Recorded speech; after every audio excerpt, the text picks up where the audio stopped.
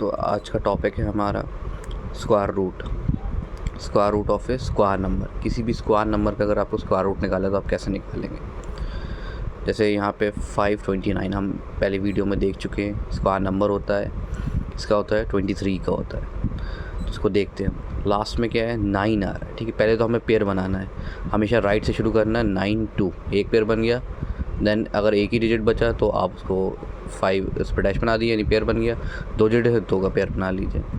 ठीक है, तो 9 2 आपका एक पेयर बना। इसमें लास्ट में 9 आ रहा है, तो आपको 1 से लेकर 9 तक स्क्वायर नंबर याद होने चाहिए, जिससे आप ये पता कर सकें कि किसके स्क्वायर से आपको लास्ट में 9 मिलता है। तो हमें पता है कि 3 का स्क्वायर बनता है आपका 9, ठीक है, और 7 का स्क्वायर बनता है 49।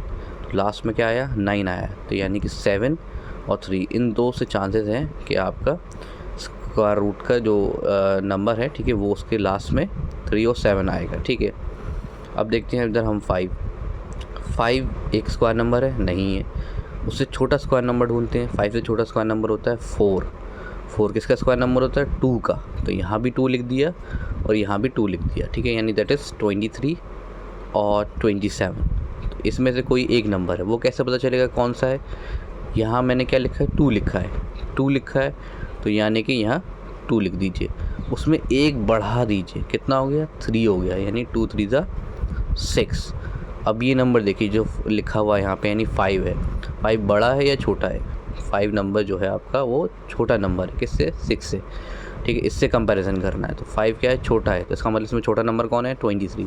तो 23 आपका क्या हो गया, स्क्वायर रूट हो गया किसका, 529 का। ठीक है, सिमिलरली आप इसमें देख सकते हैं अंडर रूट 361। ठीक है, तो 361 में क्या है, लास्ट में क्या आ रहा है, 1 आ रहा है। तो 1 किसके स्क्वायर से आ सकता है, 1 तो 1 के स्क्वायर से ही आ सकता है, या फिर 9 के स्क्वायर से। ठीक है, तो मैंने 1 लिख दिया लास्ट में यहाँ यूनिट प्लेस, और इधर 9 लिख दिया। 9 का स्क्वायर होता है 81, इसमें लास्ट में 1 आ रहा है, 1 और 9 लिख दिया। अब उसके बराबर मैंने ये जो 1 लिखे वो कैसे आया, 3। ठीक है, पेयर पहले बनाया था 1 6 और लास्ट में 3 बचा। अब 3 एक स्क्वायर नंबर है, नहीं है। उससे छोटा स्क्वायर नंबर क्या होता है भाई, 1 होता है। ठीक है, तो यहाँ पे मैंने 1 लिख दिया और 1 लिख दिया, क्योंकि 1 जो स्क्वायर नंबर है 1 के स्क्वायर से ही आता है, तो 1 1 लिख दिया। 1 से एक ज़्यादा कितना हुआ, 2। तो 1 इंटू 2 कीजिए, 2 आ गया। अब ये जो नंबर है कंपेयर कीजिए इससे, ये 3 जो है आपका क्या है, बड़ा है। ठीक है, ये इधर जो वाला जो होता है पेयर, इससे करते हैं। ठीक है, तो 3 जो है वो आपका 2 से बड़ा है, तो इसमें बड़ा नंबर कौन है, 19। तो 19 क्या हो गया इसका स्क्वायर नंबर, स्क्वायर रूट हो गया। ठीक है, ऐसे ही अगला और देखते हैं, 2116। ठीक है, तो ये 46 का स्क्वायर होता है। कैसे पता चलेगा भाई, इसमें लास्ट में 6 आ रहा है।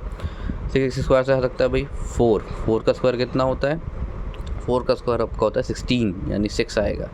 लास्ट में 6 आ रहा है। 6 का स्क्वायर क्या है, 36, यानी कि लास्ट में 6 आ रहा है, तो यानी कि 6 आएगा। ठीक है, अब 21 देखते हैं पेयर जो बनाया हमने। ठीक है, हमेशा पेयर हमें राइट से बनाना है। 6 1, ठीक है, 16 एक पेयर, और दूसरा 1 2 पेयर हो गया है। तो अब जो है 21, ठीक है, 21 स्क्वायर नंबर है, नहीं। उससे छोटा स्क्वायर नंबर 16 किसका स्क्वायर होता है, 4 का होता है। मैंने इधर लिख दिया और इधर लिख दिया 4। अब ये नंबर लेना है, ये नंबर कैसे चलेगा भाई, 4। ठीक है, क्या लिखा है मैंने यहाँ पे, 4 लिखा है, तो 4 में एक ज़्यादा जोड़ दीजिए, 5 हो गया। एक ज़्यादा जोड़ दिया आपने, 5 हो गया। तो 4 इंटू 5 क्या होता है, 20 होता है। अब ये नंबर बड़ा है या छोटा है, ये नंबर बड़ा है, 21 बड़ा है किससे, 20 से। इससे कंपेयर करना है, बड़ा है तो यानी कि इसमें बड़ा नंबर कौन है, 46 का आंसर हो गया। अब जिसके लास्ट में 5 आते हैं उसमें कोई दिक्कत ही नहीं है। ठीक है, 5 आपको पता ही है किस एक ही नंबर के स्क्वायर से 5 आता है, दैट इज़ इटसेल्फ। ठीक है, यानी 5 होना चाहिए वो, तो 5 लास्ट में आ गया। और लास्ट यहाँ पे जो सेकंड पेयर जो बनाया हमने 12, वो जो है आपका क्या हुआ, स्क्वायर नंबर नहीं है। उससे छोटा स्क्वायर नंबर क्या हुआ भाई, 9, और 9 किसका स्क्वायर होता है, 3 का। ठीक है, तो ये 35 हो गया। इस तरीके से आप स्क्वायर नंबर्स का स्क्वायर रूट ईजिली फाइंड कर सकते हो। ठीक है, ये आपका शॉर्टकट हो गया। अब मैं एलसीएम की बात करता हूँ। ठीक है, तो एलसीएम बेसिकली उससे पहले आपको प्राइम फैक्टराइजेशन पता होना चाहिए। ठीक है, यानी कि आप किसी भी नंबर को मल्टीपल की फॉर्म में लिखेंगे, और मल्टीपल भी किसका, प्राइम नंबर्स का, इसलिए प्राइम फैक्टराइजेशन है। ठीक है, जैसे अगर मैंने 6 लिखा, 6 का फैक्टर हुआ 1 इंटू 6, 1 एक प्राइम नंबर नहीं है, सबको पता है। और 6 स्प्लिट हो सकता है, 6 किसी और से डिवाइड हो जाएगा 2 से और 3 से, तो यानी कि ये प्राइम नंबर नहीं हुआ। उस नंबर को प्राइम नंबर कहते हैं जो 1 से डिवाइड हो और सिर्फ खुद से हो, दोनों से होना चाहिए, 1 से और खुद से। तो 1 से हो जाता है, ठीक है, इसके पास एक ही फैक्टर है, 1 से डिवाइड हुआ और किसी से डिवाइड नहीं हुआ, तो इसलिए ये प्राइम नंबर नहीं हुआ। और 6 1 से भी हो जाता है और खुद से भी हो जाता है, लेकिन इसके अलावा भी है, 2 है, 3 है, इससे भी हो जाता है, तो ये प्राइम नंबर नहीं हुआ। प्राइम नंबर कौन हुए? 2 और 3, ठीक है। 6 का फैक्टर क्या हुआ? प्राइम फैक्टर 2 और 3, ठीक है। तो ऐसे हम 12 को ले सकते हैं, 3 × 4 12 होता है।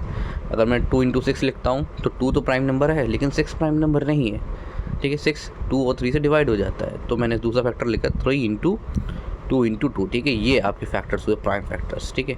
27 की बात करता हूँ मैं, 27 क्या हो जाएगा? 3 × 3 2 3 3 3 9 9 3 27, ठीक है। ये आपके हुए प्राइम फैक्टर्स, प्राइम नंबर की फॉर्म में लिखना, ठीक है।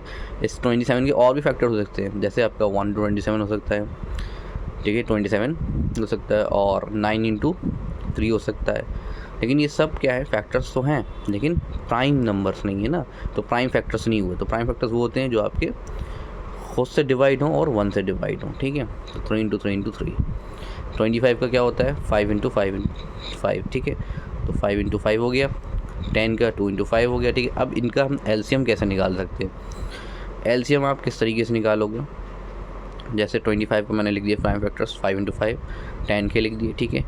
हम कॉमन पार्ट को सर्किल कर लेते हैं, ठीक है। ये स्टार्टिंग तरीका होता है कि बच्चों को किस तरीके से सिखाया जाता है, ठीक है, एलसीएम। और जैसे मैंने यहाँ पे फैक्टर्स लिखे 3 के, ठीक है, यहाँ 21 के लिख दिए, 81 के, सॉरी, ठीक है। तो यहाँ देखिए सब मैंने जो भी कॉमन दिख रहा है, जितने भी फैक्टर्स कॉमन, ठीक है, सर्किल कर लिए। अब ये जो सर्किल पार्ट होता है वो सिर्फ आपको एक बार लिखना है, ठीक है। ये लिख दिया मैंने एक बार, यहाँ 5। बाकी जो नंबर बचे उनको भी लिख दीजिए, 5 और 2 बचे, 5 और 2 लिख दिया आपने, ठीक है। अब इनका मल्टीपल कर दीजिए, ये आपका क्या हो गया, ठीक है, आपका 50 आ गया, ठीक है। तो 50 आ गया, इसका मतलब इस 25 और 10 का एलसीएम 50 है। और जो कॉमन पार्ट है सिर्फ उसको आपने लिखा, सिर्फ उसको लिखा कॉमन पार्ट को, तो वो क्या हो जाता है आपका? HCF हो जाता है। क्या हो जाएगा? HCF हो जाएगा।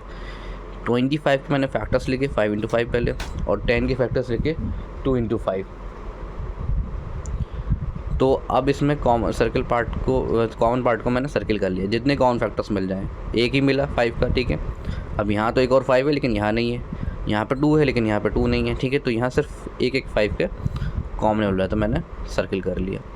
तो ये जो कॉमन पार्ट है ये आपको सिर्फ एक बार लिखना है, और बाकी सब आपको लिख देना है, ठीक है। जैसे 5 और 2 ये लिख दी मैंने, तो ये एलसीएम हो गया, ठीक है।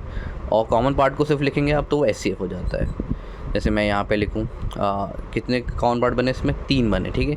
यहाँ पे 3 हैं, 3 जो है कितनी बार है? 3 बार है। और यहाँ पे 3 कितने? 4 बार है। तो भाई कॉमन बनाऊँगा सिर्फ 3 ही बनेंगे, ठीक है। यहाँ पे एक एक्स्ट्रा बच गया है, ठीक है। जहाँ जहाँ एक्स्ट्रा बच जाए उस सबको लिख दीजिए।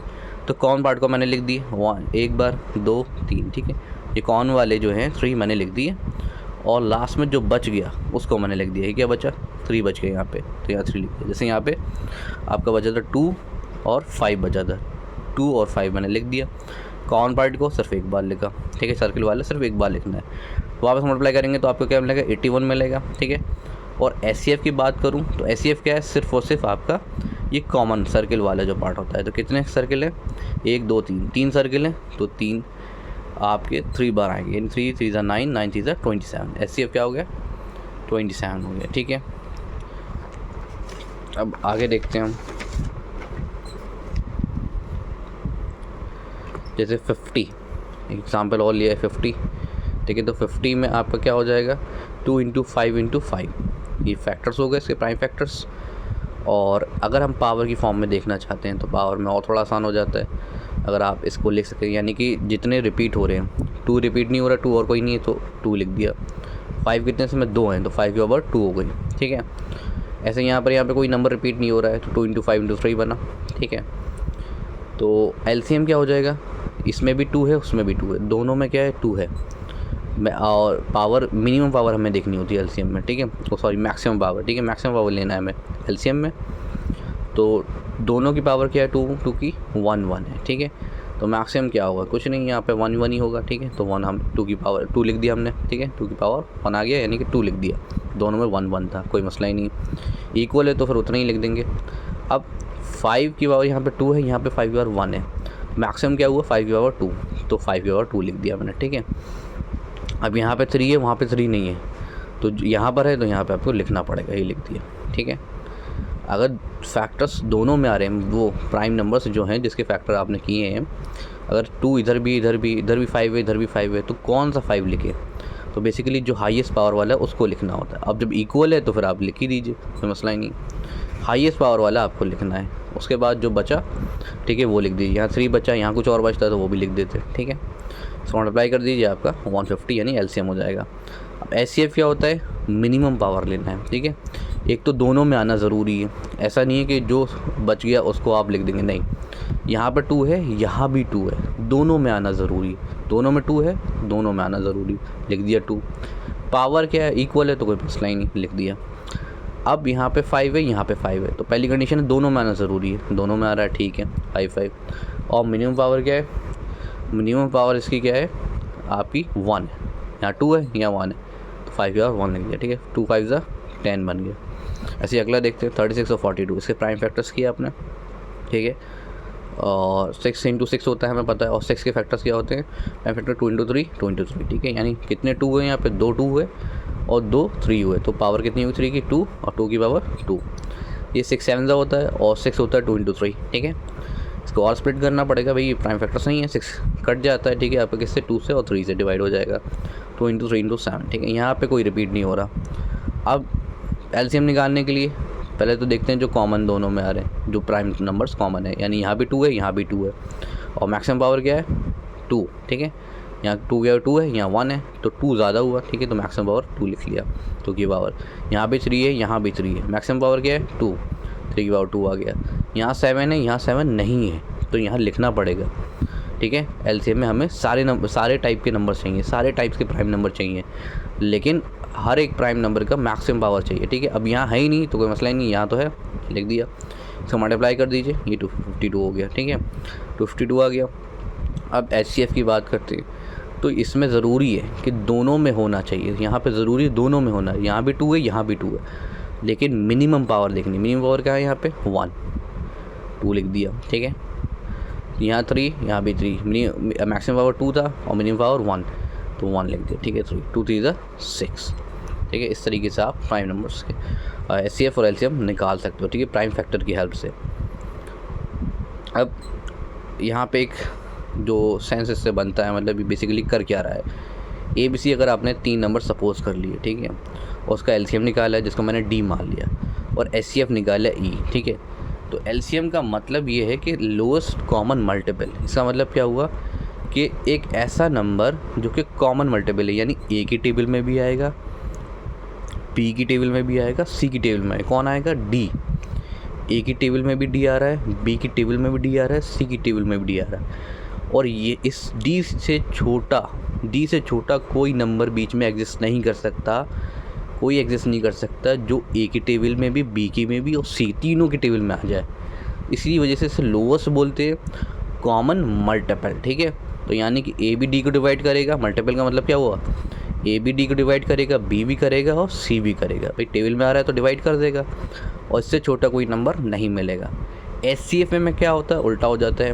अगर ABC का आपने एचसीएफ निकाला है तो ये क्या है, हाईएस्ट कॉमन फैक्टर है, यानी कि E जो है A को भी डिवाइड कर देगा, E B को भी डिवाइड कर देगा, और E जो है C को भी डिवाइड कर देगा, लेकिन इससे बड़ा कोई नंबर नहीं मिलेगा, यानी इनके बीच में कोई ऐसा नंबर नहीं आएगा जो A को भी, B को भी, C को, तीनों को डिवाइड कर दे, यानी ये हाईएस्ट है, ठीक है। यानी जब हम इनको डिवाइड करने की बात कर रहे हैं किसी नंबर से, तो यहाँ यानी एचसीएफ निकाल लें हम, वो हाईएस्ट होगा, और ये किसी नंबर को डिवाइड कर दें वो एलसीएम हो जाता है, ठीक है। बेसिकली यहाँ पे एग्जांपल लिया जो हमने पहले निकाले थे 252, ठीक है, हमने निकाले थे एलसीएम लास्ट में 252, एचसीएफ 6 आया था, ठीक है। 7 और 6 वो 36 और 42 का था, तो भाई 36 और 42 नंबर्स हैं आपके, ये नंबर्स हैं, इनका एलसीएम 252 है और एचसीएफ 6 है। तो 36 देखिए 252 को डिवाइड कर रहा है कितना, 7 टाइम्स, और 42 भी डिवाइड कर रहा है। अब इस 252 से नीचे कोई छोटा नंबर नहीं मिल सकता, यानी 36 और 42 से बड़ा और 252 से छोटा, इनके बीच में कोई नंबर आ ही नहीं सकता। ठीक है, 36 42 से बड़ा और 252 से छोटा, 252 से कोई छोटा नंबर नहीं मिल सकता जो 36 से भी डिवाइड हो और 42 से भी, यानी कि 36 की टेबल में भी आए 42 की टेबल में भी आए। ठीक है, अब एचसीएफ की बात करूँ तो एचसीएफ जो हमने निकाला इसका क्या आया भाई, 6 आया। देखिए अब 6 36 को भी डिवाइड कर रहा है, यानी इसको भी कर रहा है और 42 को भी डिवाइड कर रहा है। अब 6 से बड़ा कोई नंबर ऐसा मिल ही नहीं सकता, एग्जिस्ट ही नहीं कर सकता जो इसको भी डिवाइड कर दे और इसको भी डिवाइड कर दे, दोनों को डिवाइड करे। ठीक है, इस दोनों को डिवाइड कर दे। चलिए आज के लिए इतने।